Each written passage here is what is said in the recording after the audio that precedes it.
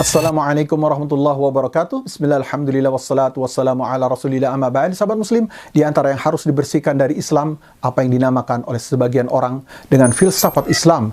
Satu istilah yang ditelan bulat-bulat oleh sebagian masyarakat Islam, diajarkan kepada pemudanya, dijadikan kurikulum pendidikan, sehingga Islam dan semua cabangnya harus difilsafatkan seakan-akan semua bidang ilmu tidak akan benar jika tidak ada filsafatnya.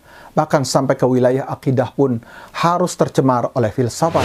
Pembahasan kali ini adalah mengungkap sejarah orang-orang yang memiliki andil besar dalam usaha penerjemahan dan pengkombinasian Islam dengan filsafat. Kalau Allah bukan karena usaha mereka, tidak ada yang dinamakan racun filsafat di kalangan kaum muslimin. Mereka adalah yang pertama, Abu Yusuf Yaqub bin Ishaq al-Kindi. Dia dinisbatkan kepada kabilah Kindah yang berada di Jazirah Arab, dilahirkan di Kufah tahun 185 Hijriah. Ayahnya Ishaq bin Al-Sabah yang kebetulan menjadi gubernur di Kufah pada masa pemerintahan Mahdi, Hadi, dan Rashid. Disebutkan bahwa dia duduk mengambil ilmu di Basrah dan Kufah, dan ahli sejarah tidak menyebutkan siapa saja gurunya. Dia meninggal 260 Hijriah dan ada yang berkata 258 Hijriah. Meninggalkan karangan tentang filsafat yang sangat banyak sekali. Muhammad Lutfi menyebutnya di antaranya adalah sebanyak 231 kitab. Sebenarnya Al-Kindi dibesarkan dengan pengajaran filsafat dan dialah filosof yang pertama yang dinisbatkan kepada Islam. Dia telah mencapai tingkat paling tinggi pengetahuannya tentang filsafat hingga dia memperoleh kedudukannya di dua Khalifah Abbasiyah, yaitu Ma'mun dan Mu'tasim. Khalifah Ma'mun termasuk orang yang memberi dorongan kepadanya dan orang-orang yang semisalnya untuk menerjemahkan karangan Aristoteles dan yang lainnya dari kalangan filosof Yunani. Dia sangat menguasai bahasa Suryani dan Yunani. Dia mempunyai perhatian khusus terhadap Aristoteles.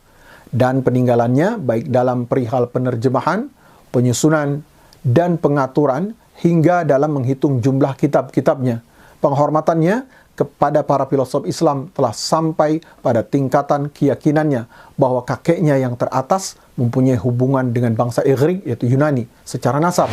Debord berkata, dan dari sini Al-Kindi telah berhasil mengangkat kebudayaan Persia dan hikmah Yunani lebih tinggi dari agama Arab dan keutamaannya. Bahkan dia berpendapat bahwa Qahtan silsilah yang tertinggi bagi Arab Selatan, saudara Yunani yang turun bersama keturunan Igrik. Al-Hafiz Al-Zahabi dalam perkataan beliau terhadap Al-Kindi, dia itu tertuduh dalam agamanya, bakhil, tidak mempunyai muruah atau wibawa.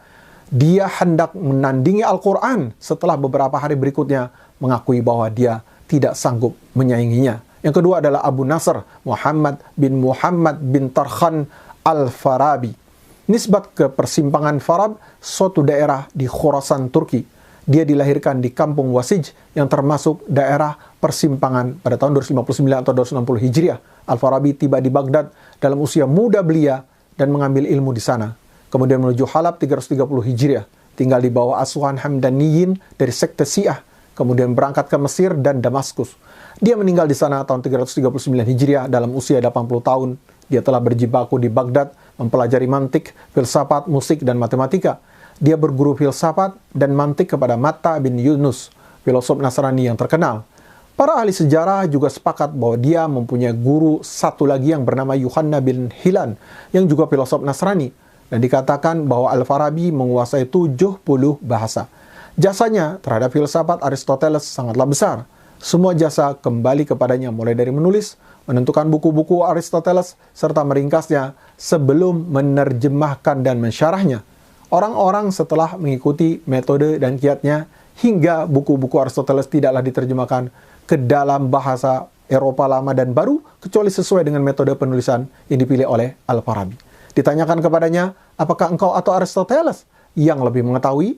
Dia menjawab, jika aku bertemu dengannya, niscaya aku adalah murid terbesarnya. Dari ucapannya terungkap bahwa dia begitu mengkultuskan Aristoteles secara berlebihan. Bahkan dia berkata, kalaulah tidak bukan karena dua orang yang bijaksana, yaitu Plato dan Aristoteles, serta orang-orang yang mengikuti jejak mereka, niscaya Allah tidak akan menyelamatkan orang-orang yang berakal. Dan niscaya orang tinggal dalam kebingungan dan keraguan. Karangan Al-Farabi berjumlah 102 kitab dan disebutkan oleh pentahkik kitabnya Fususul Hukam jumlahnya sebanyak 129 kitab. Adapun sisi bahayanya, bahwa dia mencoba mengkombinasikan antara agama dan filsafat dengan sebuah metode khas yang dibangun di atas penggabungan filsafat dengan berbagai macam bentuk pendapat hingga menyatu. Dia melangkah kepada langkah berikutnya, yaitu kombinasi antara syariat dan filsafat.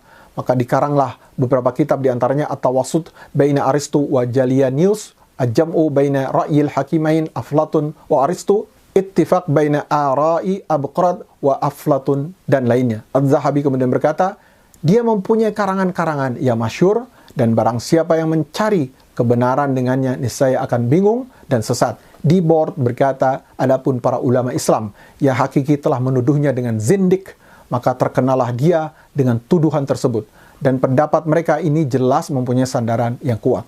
Yang ketiga adalah Abu Ali Al-Husain bin Abdullah bin Hasan bin Ali bin Sina, yang digelari Syekh Ar-Rais, yaitu guru ketua, tabib yang masyhur pada zamannya, filosof dan ahli mantik. Dilahirkan di Anshinah, kota kecil dekat Bukhara tahun 370 Hijriah. Aslinya adalah orang Persia. Dia besar di negeri belakang sungai, yaitu daerah Khurasan. Ayahnya berasal dari suku Balakh, meninggal tahun 428 Hijriah. Sepakat semua sumber bahwa ayah dan saudaranya adalah para juru dakwah Ismailiyah Batiniyah, yaitu sekte Syiah. Maka tumbuhlah Ibnu Sina di atas filsafat kebatinan. Dia tidak memperoleh ilmu kecuali dari ayahnya yang menganut sekte Batiniyah. Ibnu Sina juga mengambil ilmu dari Al-Khawarizmi. Kemudian bermulazamah dengan salah satu guru Nasrani, yaitu Isa bin Yahya, juga belajar ilmu kedokteran dan beberapa ilmu filsafat. Ketika berumur 17 tahun, dengan izin Allah, dia berhasil mengobati Amir Nuh bin Mansur yang tertimpa penyakit sangat parah yang tidak bisa diobati oleh para tabib. Amir Nuh pun bergembira dengannya, dan setelah kejadian itu, Ibnu Sina terangkat namanya di sisi gubernur. Ibnu Sina kemudian meminta izin agar diperbolehkan untuk masuk di perpustakaan pribadinya. Lalu dia berkata, kemudian aku masuk, kiranya aku temukan buku-buku yang tidak terbilang banyaknya dari segala bidang, maka aku memperoleh banyak faidah. Sampai dia kemudian mengatakan, ketika umurku telah mencapai 18 tahun, aku telah menyelesaikan semua ilmu yang ada di dalamnya. Artinya, bahwa dia memfokuskan diri setahun penuh untuk mentelaah hingga menguasainya, atau menghafal dari ilmu-ilmu akal yang membuatnya duduk teratas di antara pewaris Aristoteles dalam filsafat. Ibnu Sina tetap berpegang dengan filsafat Aristotelesnya sampai akhir kehidupannya. Oleh sebab itu, berkata Az-Zahabi tentang karangan-karangan Al-Ghazali, beliau mengatakan barang siapa yang mencari petunjuk dengannya akan sesat dan bingung. Lalu beliau menambahkan, dan darinya lahirlah Ibnu Sina. Yang keempat, Abul Walid Muhammad bin Ahmad Ibnu Rushd, yang dikenal dengan Al-Hafidh, untuk membedakan antara Ibnu Rushd dengan kakeknya. Filosof pada zamannya, pemilik peninggalan filsafat yang sangat luas di barat, dan dilahirkan di Cordoba, Andalus tahun 520 Hijriah, dan meninggal tahun 595 Hijriah dalam usia 75 tahun. Pertumbuhan Ibnu Rushd di rumah ahli fikih dan para qadi. Ayah-ayahnya dari pemimpin mazhab Maliki. Dia, ayahnya dan kakeknya adalah qadi Cordova. Kelihatan bahwa semenjak kecil, dia hanya belajar terbatas pada ilmu syariat, Arab, dan kedokteran. Hanya saja menyebarnya buku-buku filsafat yang telah diterjemahkan di Andalus menjadi penyebab langsung dari berkiblatnya Ibnu Rushd kepada filsafat dan penguasaan terhadap ilmu tersebut. Imam Az-Zahabi berkata, dia mengambil dari Abu Marwan bin Masarrah dan yang lainnya sehingga menjadi ahli dalam fikih.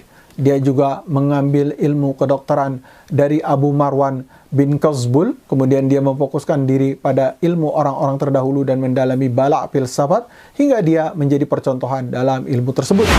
Adapun karangan Ibnu Rushd telah disebutkan oleh pentahqiq kitab Al-Hidayah fi Takhriji Ahadisil Bidayah sebanyak 92 kitab.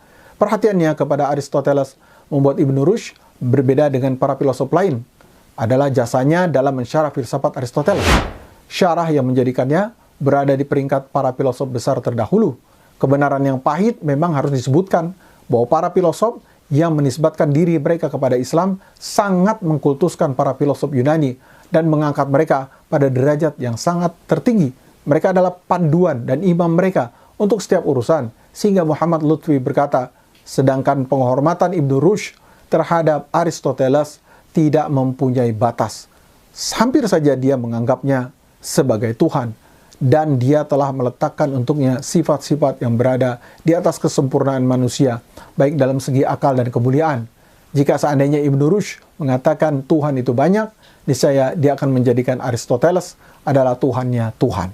Ibnu Taimiyah berkata dalam mensifati Ibnu Rushd, dia adalah orang yang sangat fanatik kepada perkataan Masyaikh Aristoteles dan para pengikutnya, orang yang paling banyak perhatian kepadanya dan sepakat dengannya dan menerangkan apa yang telah diselisihi oleh Ibnu Sina dan yang semisal. Seorang penulis Inggris menulis tentangnya dan kelihatan jasanya ketika dia mensyarah mazhab Syiah-Nizam, yaitu ketuhanan alam, yang mendukung tentang abadinya alam materi, dan orang yang sangat kuat mendukung akal. Dia sering menentang sudut pandang syariat pada setiap pendapat yang sangat mendasar. Maka dia mengingkari tentang dibangkitkannya kembali jasad, dan dia mengatakan pendapat jasad akan dibangkitkan kembali merupakan khurafat belaka. Sikapnya dalam hal ini sama dengan orang-orang sebelumnya dari Mu'attilah. Ustadz Lutfi menilai sikap Ibnu Rushd tentang akidah agama dalam perkataannya, Ibnu Rushd telah keluar dari akidah agama karena 3 alasan. Yang pertama, perkataannya dengan azalinya alam dan ruh yang menggerakkannya. Yang kedua, wajib adanya sebab dari terjadinya sesuatu, maka tidak ada campur tangan Tuhan dan tidak ada juga mukjizat nabawiyah serta karamah para wali, karena mempercayainya berarti membatalkan teori adanya sebab dan akibat. Yang ketiga, binasanya sesuatu tidak akan menjadi hidup kekal kembali. Ini adalah pengingkaran akan hari kiamat. Demikianlah, semoga bermanfaat. Barakallahu fikum. Assalamualaikum warahmatullahi wabarakatuh.